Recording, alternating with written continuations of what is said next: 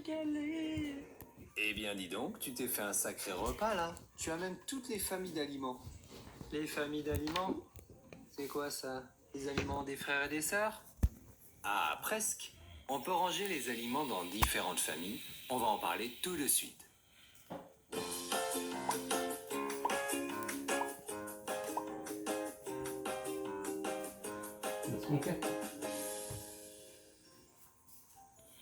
Dis-moi les aliments que tu aimes bien manger et boire. Alors, le yaourt, le poulet, les bananes, les pâtes, le chocolat, le beurre, j'adore boire du jus d'orange, les carottes, les œufs, le fromage, j'aime bien boire de l'eau, j'aime bien quand il y a de l'huile, j'adore les bonbons, le pain, Eh bien, c'est déjà pas mal. Tu manges de tout. Ce que tu manges, je vais le ranger par famille. On peut ranger ensemble les aliments qui se ressemblent.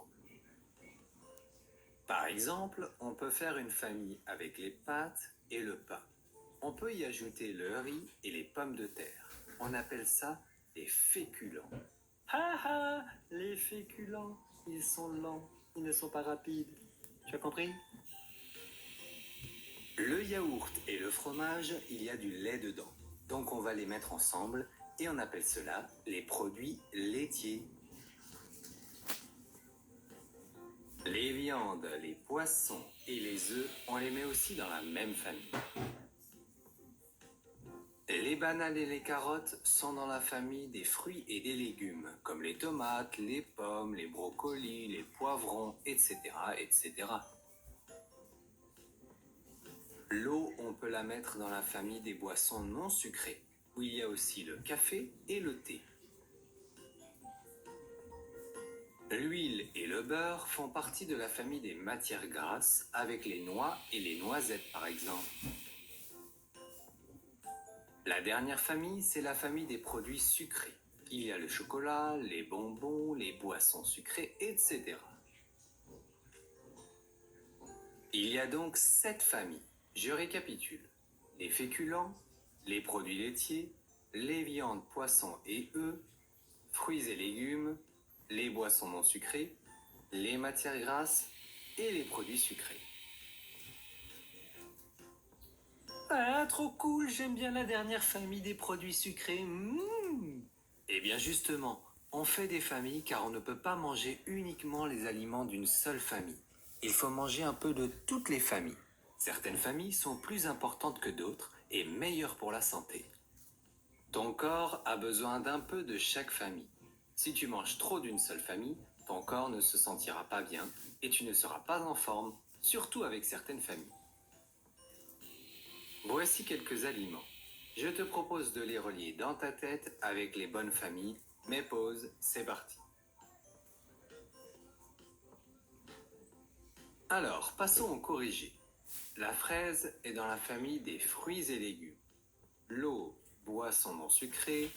Le beurre, matière grasse. La glace, produit sucré. Les pâtes, féculents. Le fromage, produit laitier. Et le poisson, viande, poisson, œufs.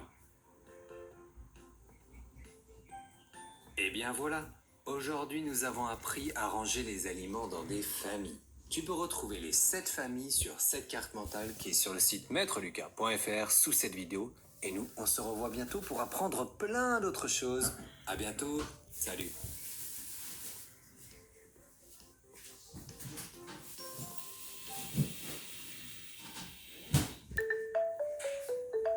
Smile and learn. Quel ennui ce déménagement! Nous ne faisons rien de plus que de mettre et sortir des choses dans des cartons. Quelle chance tu as d'être si petit pour te débarrasser de ça! Regarde, l'arbre généalogique que j'ai fait l'année dernière à l'école. Tu sais à quoi ça sert? Tu ne comprends rien. Dans l'arbre généalogique, nous pouvons voir les membres qu'il y a dans une famille. Tu veux voir comment est la nôtre? Je suis ici. Et eux, ce sont nos parents. Papa et maman. Nous sommes leurs enfants. Et tu es mon frère. Les parents de papa sont nos grands-parents. grand-père et grand-mère. Nous sommes leurs petits-enfants. Nos grands-parents ont 2 enfants de plus, notre oncle et notre tante. Toi et moi, nous sommes leurs neveux. Les enfants de notre tante et de notre oncle sont notre cousin et notre cousine.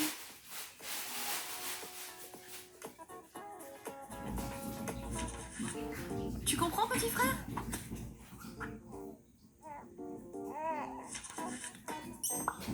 Nos grands-parents ont 3 enfants. Notre oncle, notre tante et papa.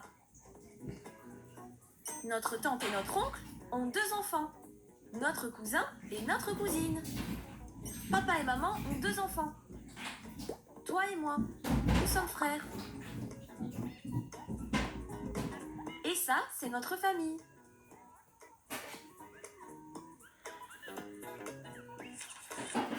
Tu as compris? Oui, j'ai compris.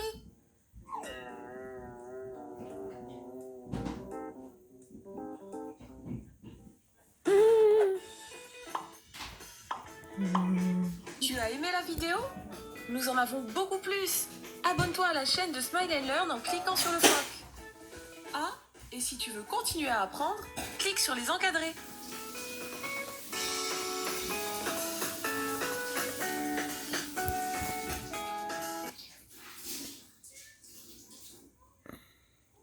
Lance-toi et commence à apprendre une langue avec Duolingo. Conçu par nos experts, le nouveau parcours de Duolingo t'aide à pratiquer.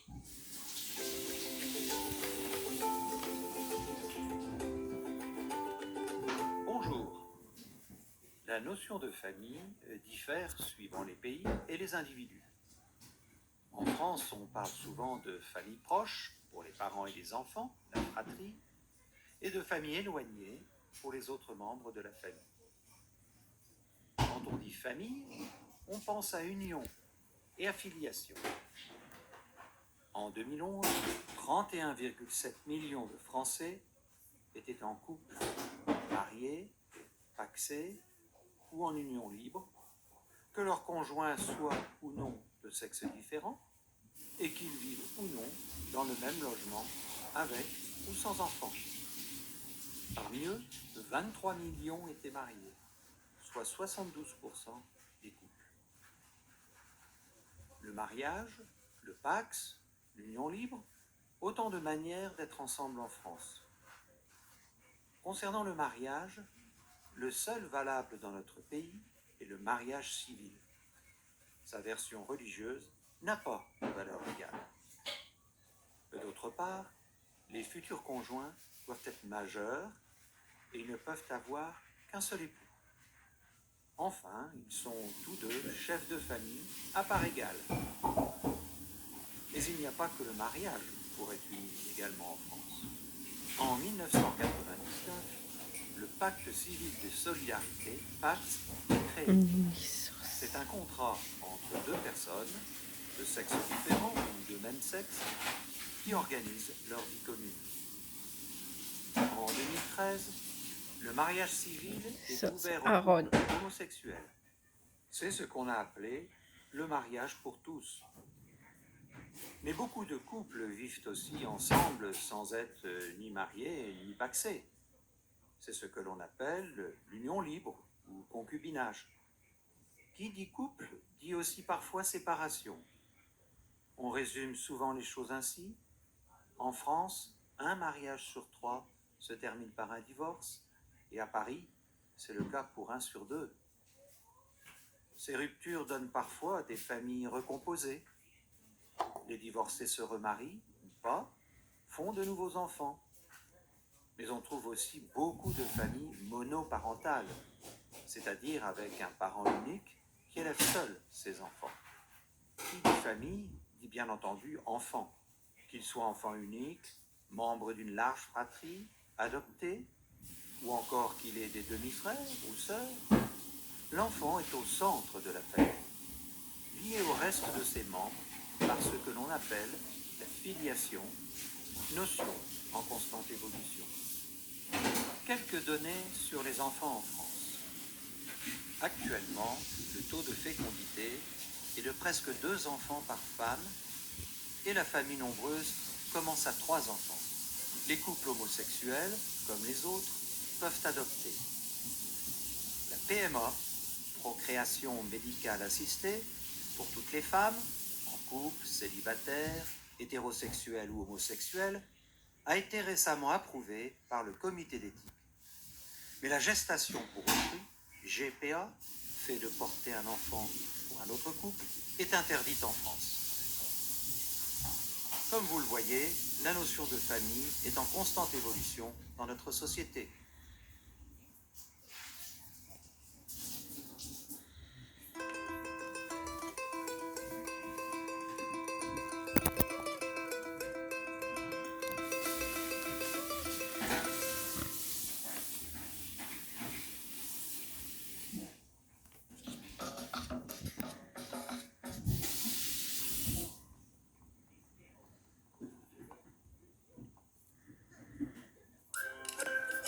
La famille. Le père, c'est mon papa. La mère, c'est ma maman. Le frère, la sœur. Le bébé. Le grand-père, c'est mon papy. La grand-mère, c'est ma mamie. Les cousins et les cousines. Vive la famille!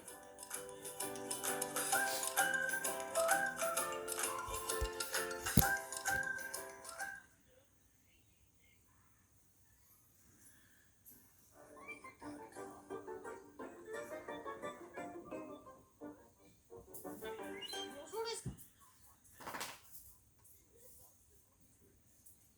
amis, je suis Grégoire. J'ai 12 ans. Je suis en 5e au collège Saint-Joseph. Elle a voulu. Présenter ma famille. Tout d'abord, voici. Ah, elle n'a pas de couverture, moi. Et elle est aussi ma mère et notre mère. Bonjour Grégoire. Bonjour Jeanne. Je suis la mère de Grégoire. Grégoire est mon fils. Je suis sa mère. Je suis la maman de Jeanne. Jeanne est ma fille. Je suis sa mère. Quoi? Je suis la maman de Jeanne et de Grégoire. Je suis leur mère. Je suis la fille de ma mère et de mon père.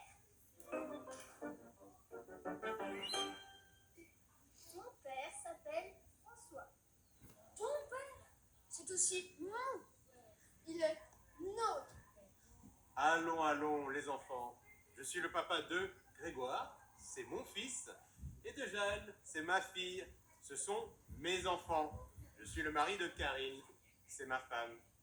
Et oui, je suis la femme de François et il est mon mari. Nous sommes mariés. Je suis ton mari, tu es ma femme. Ce sont nos enfants, nous sommes une famille. Bon, vous connaissez notre père et notre mère. Ce sont nos parents. Nous avons aussi 2 grands frères. Moi, je suis Sébastien, j'ai 19 ans. Je suis le grand frère de Jeanne et de Grégoire. Je suis grand, ils sont petits. Petit, tu es l'aîné, hein. Ah, voilà Thomas. Il a 16 ans. Il est notre grand frère. Et il est le petit frère de Sébastien. 16 ans? Tu plaisantes?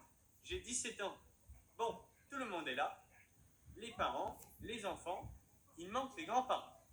Je vous explique. Le papa de mon père et mon grand-père et la maman de ma mère et ma grand-mère. Ce sont nos grands-parents. Nous, nous sommes leurs petits-enfants. Grégoire, Sébastien et Thomas sont leurs petits-fils, mais ils n'ont qu'une seule petite fille, et c'est moi.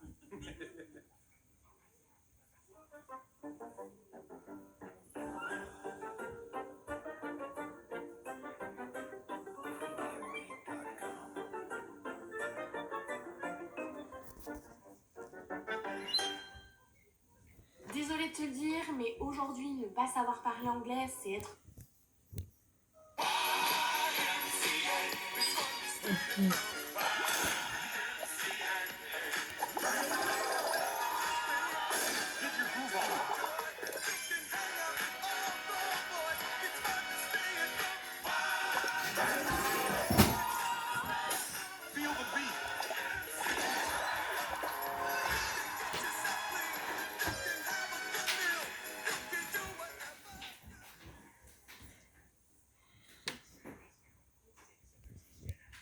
Aujourd'hui, j'aimerais vous parler de la famille, enfin plutôt des familles, avec 3 albums inclusifs absolument magnifiques.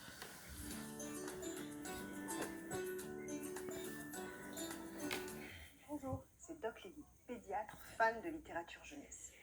Lire un livre avec un enfant est un formidable moyen de poser des mots et d'aborder avec lui les choses de la vie. Alors tous les 15 jours, je vous propose 3 albums pour aborder un sujet de l'enfance. Rejoignez-moi et pensez à vous abonner, c'est juste là. Aujourd'hui, on se balade en famille. Qu'est-ce qu'une famille?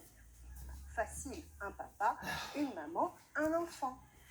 Vraiment, je ne suis pas si sûre. La famille, c'est universel, mais ses contours se sont énormément redessinés ces dernières années, avec une grande capacité d'invention. Les schémas familiaux se recomposent profondément, se modifient pour sortir du traditionnel papa, maman, enfant. Les changements culturels, sociétaux, les avancées scientifiques comme la PMA ou les nouveaux actes politiques comme le mariage pour tous ou le Pacs ont permis de redéfinir ces configurations familiales. Famille monoparentale, homoparentale, parents divorcés, famille recomposée, enfants adoptés, tout est possible. En respectant pour autant les bases de la parentalité. Sécurité, confiance, amour pour le bon développement des enfants. Et faire famille. Famille, de Georgette, chez Didier Jeunesse, une auteure que j'ai eu la chance de rencontrer et qui m'a dédicacé son livre. Avec ses personnages en figures géométriques comme des compositions de gommettes, de toutes les couleurs, de tout âge ou de tout genre, Georgette nous offre une déclinaison de famille, des plus classiques aux plus rigolotes. A2, A3, des familles nombreuses, des parents séparés, des familles recomposées, multiculturelles, des familles homoparentales et même des familles sans enfants. Toutes ces familles comme un nid dans lequel on se sent protégé, aimé, l'essentiel, en toute simplicité. La famille, c'est cet espace structurant de sécurité, de bienveillance et d'affection qui va permettre à un enfant de se construire et de grandir grâce à ces liens d'attachement forts. D'ailleurs, les parents ne sont pas les seuls référents pour un enfant. Il peut y avoir d'autres figures d'attachement. Vos lunettes, ils sont Les faites figures aussi. d'attachement, je vous le rappelle, ce sont ces Non. personnes qui sont aptes à répondre de façon appropriée aux Pas besoins fondamentaux possible. des enfants. Et si vous me suivez bien, cela n'a ni référence au sexe, ni référence au genre. Alors et toi? Ah, c'est con ça, vous allez voir mal toute la journée. Comment ta famille? Hein? Je dis vous allez voir mal toute la journée. Toi, ta famille. Tu vas nous De laisser. Charlotte Belou. Ouais. Une gamme de As, Ouais, moi aussi pareil. Alice et Jeunesse. Tu casses la gueule à son père. Un album subtil, intelligent et Donc magnifiquement hier, je t'ai inclusif. fait tes lunettes. Ouais, moi aussi pareil. Oh non. Tu Grâce as à dit la que bonne je voix d'un dos de papa, Ce maman, coup-là, c'est mort. ces enfants vont dépeindre toutes les parentalités possibles en décrivant chacun leur réalité, Toujours là. renforcées par Franchement, on va bien l'illustration dire, sur hein. l'autre Je page. risquerais de nous faire Toutes avec les un tranché de compositions bonbons. possibles sont décrites sans jugement, mettant à l'honneur la diversité, avec aussi des schémas très peu abordés, comme ici, cette maman qui habite loin et n'est pas présente, ou là, cette maman qui a fait son bébé toute seule avec un parcours de PMA, ou encore là, ce couple qui finalement n'aura pas d'enfant.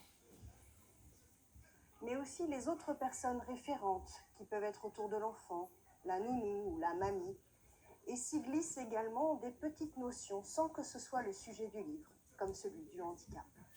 Une merveille, de quoi soulever des questions et partager avec vos enfants de discussions, j'en suis certaine.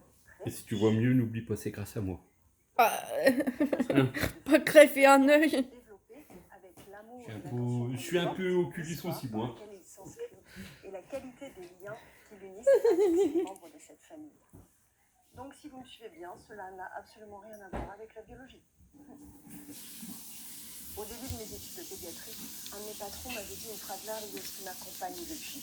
Avoir un enfant, c'est apprendre à lui tenir la main pour l'accompagner, pour pouvoir ensuite le laisser voler de ses propres ailes.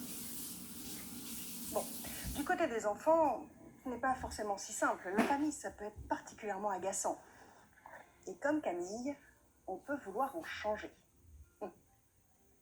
Camille veut une nouvelle famille, de Yann Walker et Mylène Rigaudy chez Ozu. Camille a tout pour être heureux. Et pourtant, il est insatisfait et voudrait changer de famille. Une mieux. Le voilà parti boudant à la recherche de la famille idéale. Et il va découvrir au fil de ses rencontres toutes sortes de familles différentes. Adoptantes, monoparentales, familles mixtes, familles nombreuses, familles homoparentales. Mais finalement avec tout un point commun, l'amour partagé. N'est-ce pas finalement le pilier fondateur et inconditionnel d'une famille idéale? Bien au-delà de la juxtaposition des membres qui la composent, la famille, c'est un peu comme une potion magique, unique et singulière, qui permet à chaque enfant de grandir et se construire dans un cadre structurant de sécurité, dans le respect, la confiance et surtout l'amour. Lire avec un enfant permet de mettre des mots sur les choses de la vie et renforcer la tolérance et le respect. Alors profitez-en.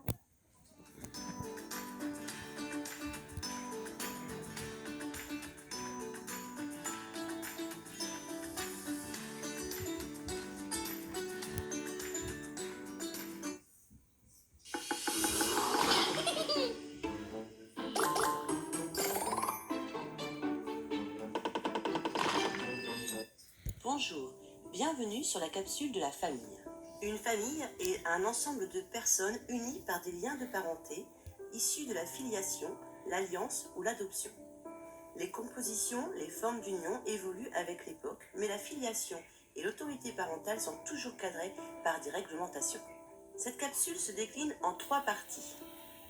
Tout d'abord, nous parlerons des différentes formes de famille, puis des formes d'union différentes, et enfin de la filiation.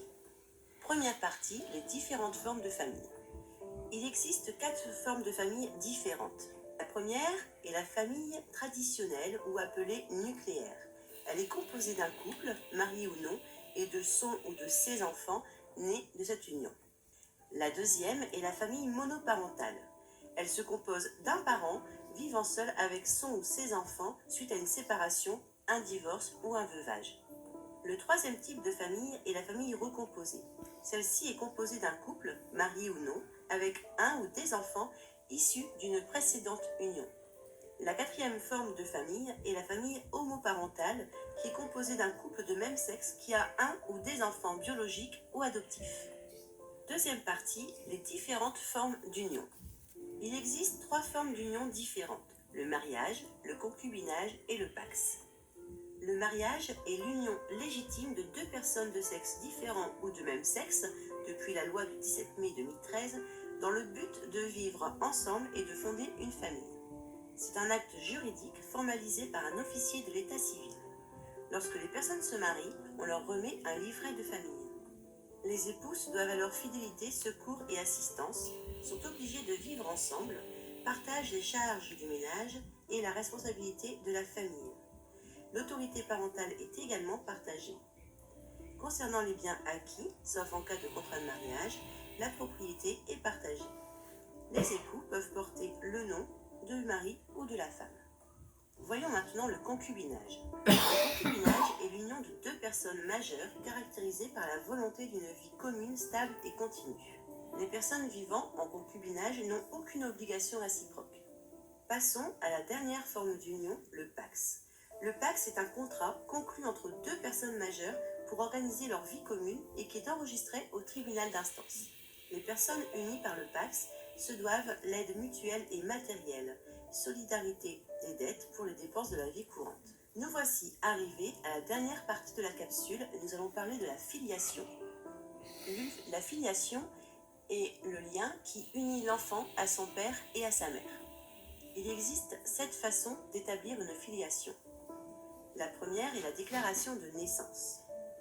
C'est une obligation légale de déclarer à la mairie du lieu de naissance de l'enfant dans les 3 jours après la naissance et de présenter le certificat de naissance. la filiation maternelle est établie d'office. Celle du père devient automatique. La reconnaissance. La reconnaissance est la filiation maternelle qui est automatique, alors que la filiation paternelle s'établit par la démarche d'une reconnaissance volontaire. Le père déclare être le géniteur et vouloir établir le lien de filiation. Elle est utilisée dans le cas de concubinage ou de pax. Dans le cas d'un mariage, il s'agit d'une filiation légitime, c'est-à-dire que l'enfant est né des deux personnes mariées et reconnu automatiquement. La filiation naturelle est l'enfant né de parents qui ne sont pas mariés, comme dans le cas du concubinage ou du pax. La filiation adoptive se décline en deux façons.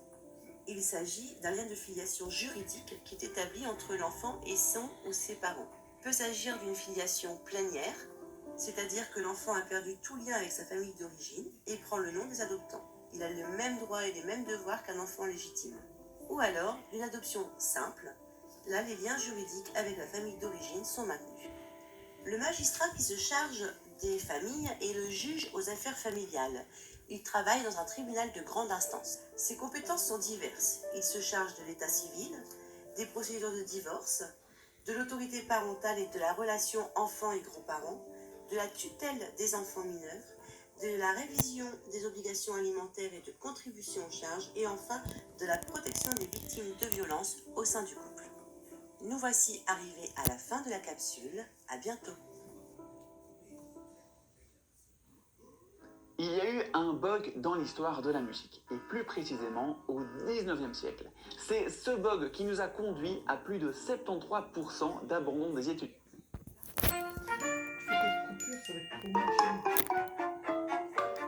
Pas tout fini.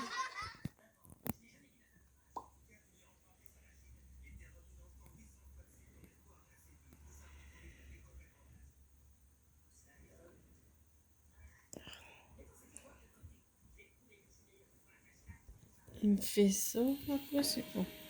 Bayam présente des histoires pour comprendre les familles. Un bébé et moi alors. Une histoire écrite par Kidi Bébé et illustrée par Anne Wilsdorf. Je m'appelle Wei. Ça veut dire soleil dans la langue de mon papa.